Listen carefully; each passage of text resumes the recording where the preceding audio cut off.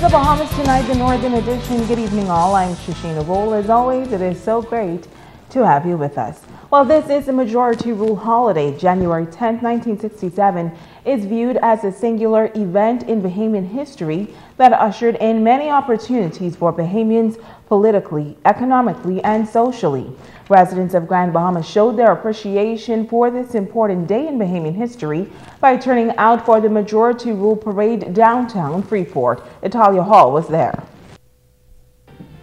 The second Majority Rule Parade was held downtown Freeport to mark the important date in Bahamian history that brought democracy and equality for all Bahamians. Many residents came out to celebrate the day that helped to shape the modern Bahamas. The parade was filled with dancing, marching, singing, and a whole lot of fun for the crowd. Among them, 10-year-old Wilton Cartwright, a student of Freeport Primary School. It means when black people did take over, when the white people was taking over them, and then they had more of the black people than the white people, and that's how Majority Day became.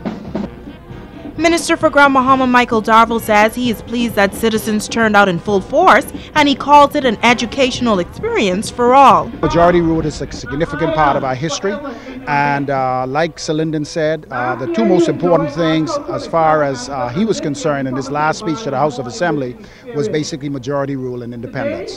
Today we have come together, united as one force here on Grand Bahama to celebrate this important day which represents a significant part of our history. Residents paraded through the streets showing their Bahamian pride. They say Majority Rule Day is a day that we all should be proud of. I think this is a significant milestone in our history, and all Bahamians, I think, should really pause to celebrate this day and to pay tribute to those persons who have sacrificed so much for us to be where we are today. As I think back to Majority Rule for when it started, it gives us that freedom of speech, freedom of movement, freedom of religion, just to know that we are colored people are now in charge. Father Harry Bain said it is a great celebration, but he feels as if we are still divided as Bahamians. If you look around, I don't see any of the white Bahamians here. And I think to some extent, Majority Rule Day is only being celebrated by the black majority, and I'm not so sure that I think that's the way forward. We need to find a way where we can include everybody and celebrate the Bahamas. Some of the pioneers involved in the struggle for Majority Rule were recognized during the event as well. Reporting for ZNS Network News, I'm Italia Hall. Well, the Minister of Education also highlighting the significance of the Majority Rule holiday. The Honorable Jerome Fitzgerald was the special guest at an assembly at the Jack Hayward High School this past Friday. Megan Shepard has that story. Students at Jack Hayward High School celebrating Majority Rule Day on Friday, along with Minister for Grand Bahama, the Honorable Dr. Michael Darville, MP for Marco City Greg Moss, and Minister of Education, the Honorable Jerome Fitzgerald. Minister Fitzgerald reminding students of the struggle and the sacrifices of the country's forefathers who have paved the way for today's freedoms and equality. Today, we celebrate that freedom, the freedom to speak and act within the law without restriction, interference, or fear. We celebrate the freedom of choice, liberty, autonomy, access, and free self-expression. We celebrate the birth of a more vocal, independent, courageous, and self-sufficient Bahamian. Today, we celebrate hope, the hope of a bright future filled with opportunity. We celebrate the hope that gave birth to universal access to education, so that all citizens would have access to first-class education. Minister Fitzgerald encouraged the students to continue to celebrate the freedoms afforded by the nation's forefathers. Currently, at Jack Hayward, you have demonstrated your freedom of speech through the launch of your local school newspaper, the Wildcat Weekly. You have demonstrated hope for the future through your participation in the College Readiness Program and Technical and Vocational Job Readiness Program. You have also demonstrated the power of unity. through the realization of the Animal Husbandry Program. As the nation celebrates Majority Rule Day, the education minister told students to continue pursuing excellence and paving the way for generations to come. Megan Shepard, ZNS Network News. And on this Majority Rule holiday, we will take a look back at the struggle to achieve Majority Rule. Tonight, former MP Maurice Moore, a man who played a role in the struggle, is reflecting on this achievement.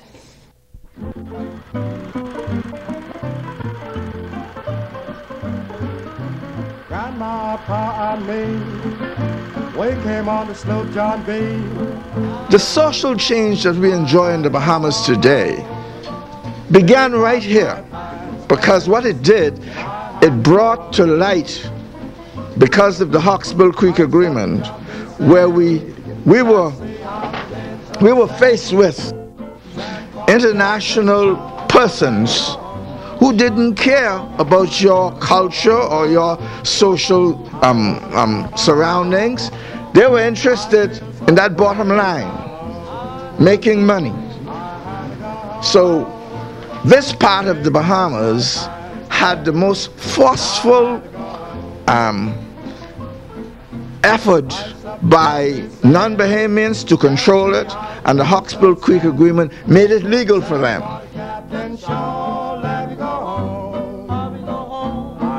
Bringing news that matters to you. You're watching the Bahamas Tonight Northern Edition. Welcome back. Grand Bahamas Industrial Park is poised for growth and development. Tonight, a local certified welder is making an appeal to Bahamians to consider this lucrative business. Sabrina Brown reports. Look at it. Certified welder Edney Anderson says he's concerned that there isn't enough interest in the area of welding to meet the growing demand. Every car that you see on the road needs a welder. Every plane that flies in the air needs a welder. Every building that goes up needs a welder. You can go into working for yourself. You can make gates, you can make steel buildings, you can make decorative furnitures, you can make so many stuff from welding, and you can be your own boss instead of going to work for somebody else. Anderson is appealing to Bahamians to consider a career in welding as the opportunities are endless. We have Bahama Rock that is now digging the Billy Key. That's looking for extension on the container port, the shipyard. All of those companies in the next 3 to 5 years is going to be expanding in their areas. Who are going to fill those jobs if we are not equipped and trained to do those jobs? Then we're not open. Now we're opening a door for foreigners again, because we're not empowering ourselves and putting ourselves in position. He says now is the time to prepare young people for the future. If they're in the 9th, 10th grade, when they come into school, they'll be prepared to actually go into the industry. You know, every day I'm faced with a young man coming to ask me for a job, but I cannot give them a job because they don't have no skills. The owner of Pine Yard Technical Center says he's working hard to introduce high school students to this sector of the industrial field. We have implemented a system for the Beacom School. We have entered a boys' home. We are now negotiating with the boys home. We went into Jack Hayward. We went into two of the other schools. We have been networking, trying to get Abaco on board. Sabrina Brown, ZNS Network News. Well, 2014 was a year of expansion for the YMCA, and that's thanks to a number of committed and generous sponsors. Tonight, the executive director is thanking those who have made it all possible and is encouraging the public to take advantage of the facilities. Megan Shepard reports. Executive Director of the YMCA, Karen Pinder Johnson, says 2014 was a very successful year at the YMCA thanks to a number of sponsors and generous donations. This year, the YMCA added the Christine Gardner Circuit Room, which now caters to women only. Pinder says the room was previously used for storage, but now it offers a private and comfortable environment for women. Ms. Gardner's desire and her efforts was simply to create an environment where women who are not familiar with the fitness center environment is able to come into a nice, cozy, welcoming environment as the circuit and be able to work out, get a full body workout in 30 minutes. It don't interfere with your activities your daily activities. And we just want to invite all females. If you're one not for the crowds, if you're intimidated by the different machines, we do have the facilities here where you can actually do a circuit after 1 or 2 tries. I'm sure you can get it on your own. The basketball gym that has been home to many popular tournaments over the years will now be more comfortable for audiences thanks to funds donated by the Freeport Container Port. She says there are plans to continue work on the gym, which provides a positive atmosphere for the youth. You know, the basketball gym is one where I can say that is allowed to be open for children to be able to be active in on periods when there's no school. And I think, you know, long term, we're looking to do more work in the basketball gym where those individuals will be able to play basketball, but with the sunlight. The YMCA is also home to 4 new tennis courts as well. She says these new donations will help to mold the future athletic stars. The tennis program is one where we want to create a pool of tennis players on the island. We're looking to run a school program where kids will be allowed to come and gain expert training from our 2 very versed tennis pros. We have Larika Russell, the #1 female athlete in the Bahamas, tennis athlete in the Bahamas, and also Gully Bo, who's been around the program for donkey years. And this program is going to run similar to the SOS program where the kids are bussed in, and during the school hours they'll be taught the fundamentals of tennis with the hopes of getting them to that next level. Pinder Johnson emphasizing the importance of donations to the nonprofit organization and says she is grateful to everyone that helps the organization to continue its efforts in serving the community. Megan Shepard, ZNS Network News. Well, an international university and the country's leading tertiary institution teaming up to transform the Grand Bahama Children's Home. The initiative that could have cost thousands of dollars was accomplished free of charge. They call it a labor of love. Described as an amazing initiative that has transformed the buildings at the Grand Bahama Children's Home. Students at St. Bonaventure and the College of the Bahamas have teamed up to paint the home and have a heart-to-heart with the children. Executive Director Sheila Johnson-Smith says the home has not been painted since 2001, and when they were asked by St. Bonaventure what they needed, she said she knew that the buildings needed paint, but they had no funds. Here's what she says was their response. Not to worry, Sheila. They went and they purchased all the paint. Their students are painting the home. That is such a blessing. We were overwhelmed that they would do this for us. I know Dr. Palmer has been coming here for about 10 years, but this is the first time that they have come to the children's home. And I'm telling you, they're doing some leadership awareness with our children. So they are enjoying themselves. The children are enjoying themselves. We're having a good time because we're getting the buildings painted, which is so badly needed. Associate Professor of St. Bonaventure University and Director of Enactus, the student service group at the school, Dr. Todd Palmer says they have been on the island for a few days and painting the children's home has been an absolute pleasure. But he notes that it could not happen without the help of a good corporate citizen. Between us and our great partners at Paint Fair that donate a lot of the paint, we were able to get a lot of the paint donated, and it was just wonderful because a lot of people came together on this. And then of course we have our students from Western New York, and we also have these great students from the College of the Bahamas. Students at the College of the Bahamas pitched in to help the students at St. Bonaventure University. They proved together that teamwork makes the dream work. It's cool because not only do we get to, make their buildings look a little bit nicer, but really interacting with them as well is just an amazing experience, and it's so different from what we're used to in the States, so it's unlike anything I've ever done, and it's an awesome time. I've had a lot of fun. This is a new experience for me. I've actually never been here, and I've lived here all of my life, so I've had a lot of fun coming out here today. And finally in news this evening, the Sting Junkanoo group taking its celebration to West End this past Saturday. They have been putting smiles on the faces of children in West End for the past 10 years. Operation manager, the Leatherman, says it's not about winning, but about giving back, and members of the group says they cannot be successful until they help someone. Every major group go to Bay Street and argue over a prize. We go to Bay Street to express our expression on Junkanoo, and then we give back to the community. It's about the kids.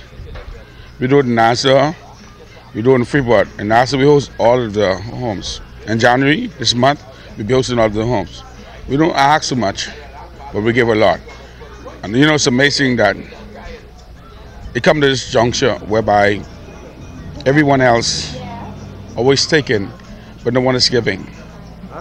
You know, and this is my dilemma. As a member of the Sting Junkanoo Group, we've been doing it for 15 years now, and we just come to the point where we have to say, hey, we're giving. Now the event was filled with face painting for the kids, hamburgers, hot dogs, and it ended with a Junkanoo rush out.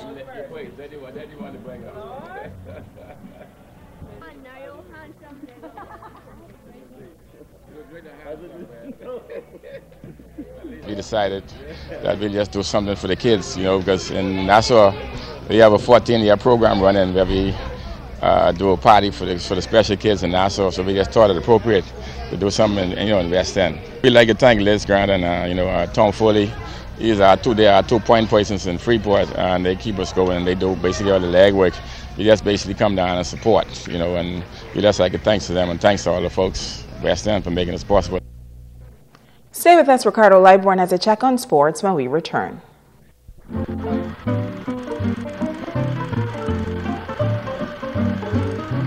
Grandma, Pa, and me, we came on the slow John B.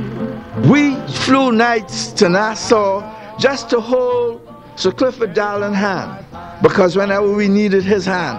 I hear about the other fellas, but I'm telling you about the fellas who made the real change. We flew out of here just to be there to hold his hand, and he appreciated that. Bishop and Onward and Cochise and George and those fellas laid their life on the line. And that's not figuratively speaking, that's actually laying their life on the line in order to bring about what all of us now enjoy here. And it started here. I subbed the John B.